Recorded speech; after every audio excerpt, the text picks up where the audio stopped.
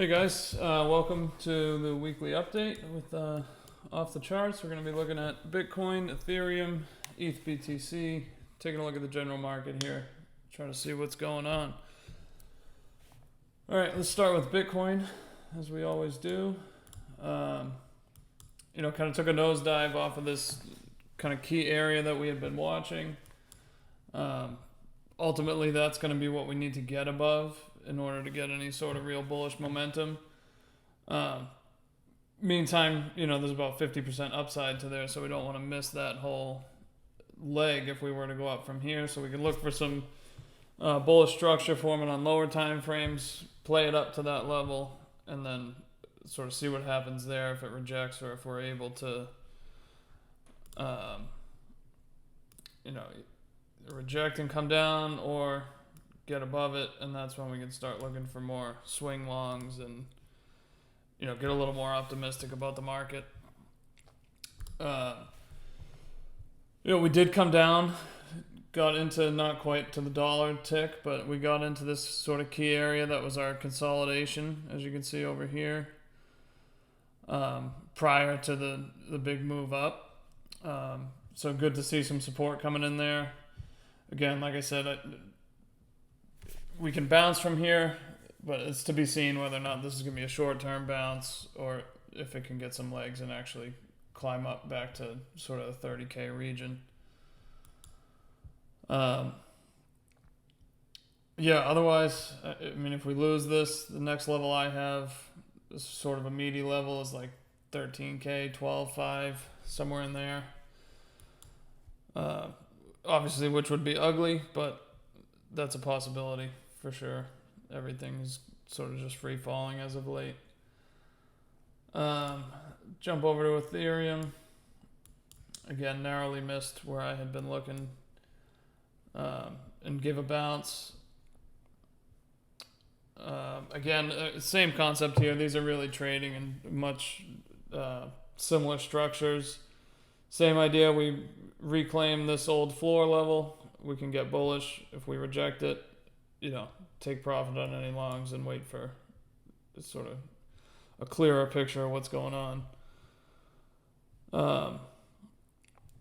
Just zooming in, we can see just our most recent price action. This is a daily chart. We did have a bullish engulfing here. The daily opened, I was watching it, we dipped down into this newly formed order block. And that's sort of been acting as our support since then.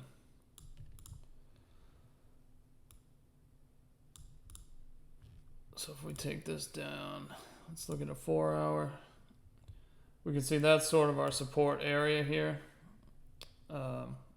So we want to see price continue to bounce from that if we're going to be trying to see anything bullish happening from there. Otherwise, if we lose that, we can come down, sweep lows. Basically, not something I want to touch with longs if we can't hold this OB. And then moving to ETH BTC real quick. Let's go back to a daily.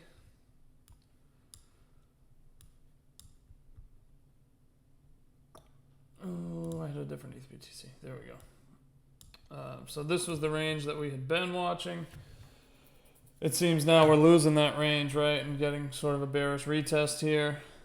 We're much closer to it, but I would say the same principle can be applied where we can start getting bullish on alts if we're able to reclaim that and start pushing up.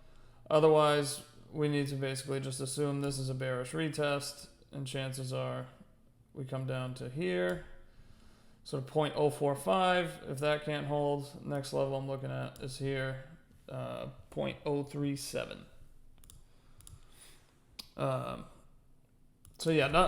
Nothing really to be overly bullish on altcoins right now, just with Bitcoin taking less of a dive, I guess. It's not really showing strength, but it's showing less weakness. So Bitcoin certainly where you're safer to play right now.